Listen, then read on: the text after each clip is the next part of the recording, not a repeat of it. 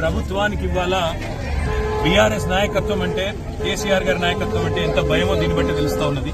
1,00,000 క్యూసెక్కుల నీళ్లు కిందికి పోతుంటే ఇవాళ గోదావరి నుంచి సముద్రంలో వృధా కలుస్తుంటే ఆ నీళ్లను చూపెట్టి పైన ఎండుతున్న పొలాలు, పైన నాట్లేయలేని పరిస్థితి, అట్లాగే ఎండుకున్న రిజర్వాయర్ ఇవన్నీ కూడా చూపెట్టి కింద వృధా పోతున్న నీళ్లని వాళ్ళ కన్నెపల్లి దగ్గర ఒక పంప్ ఆన్ చేస్తే పైకి నీళ్లు ఇవ్వచ్చు. నిజంగా ఈ ప్రభుత్వానికి చేత కాకపోతే, ఈ ప్రభుత్వానికి నిజంగానే వ్యవసాయాన్ని బాగా చేసే వాళ్ళకు ఆలోచన గాని ఉద్దేశం గాని లేకపోతే ఒక వారం రోజులు కేసీఆర్ గారికి అప్పచెప్పండి. కన్నెపల్లి దగ్గర నుంచి వాళ్ళ నీళ్లు పంపులు ఆన్ చేసి మొత్తం వారం రోజుల లోపలనే అన్ని జలాశయాలు నింపి రాష్ట్రంలోని మరి గోదావరి మీద ఆధారపడ్డ, గోదావరి పరివాహక ప్రాంతం మీద ఆధారపడ్డ, గోదావరి మీద ఆధారపడ్డ ప్రతి ఎకరం పంట పొలానికి నీళ్లు ఇచ్చే బాధ్యత మాది. ఇవాళ సింపుల్ గా 93.5 మీటర్ల మీద గోదావరి ప్రవహిస్తా ఉంది.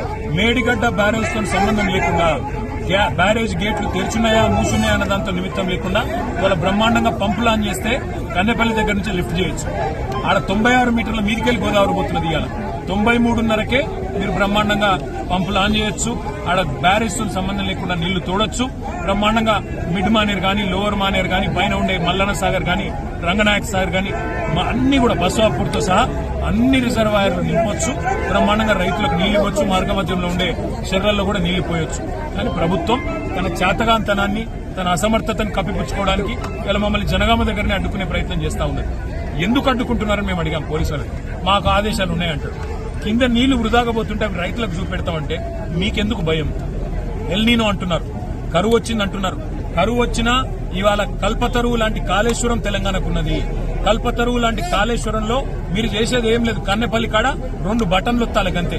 ఆ 2 బటన్లు ఒత్తితే మా కరీంనగర్ నియోజకవర్గంలోని మొట్టమొదటి బెనిఫిషరీ కరీంనగర్ నియోజకవర్గంలోని ప్రాంతం.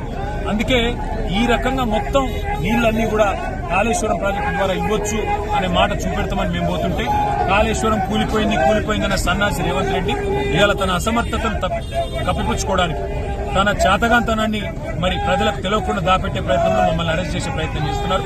కానీ కన్నెపల్లి చేరుకుంటాం. తప్పకుండా అన్ని విషయాలు రైతులకు అక్కడ పారుతున్న నీళ్లు చూపెడతాం. పైకి నీళ్లు ఎట్లా తీసుకుపోవాలో కూడా చూపెడతాం. ప్రభుత్వం దిగొచ్చేదాకా పోరాటం చేస్తాం.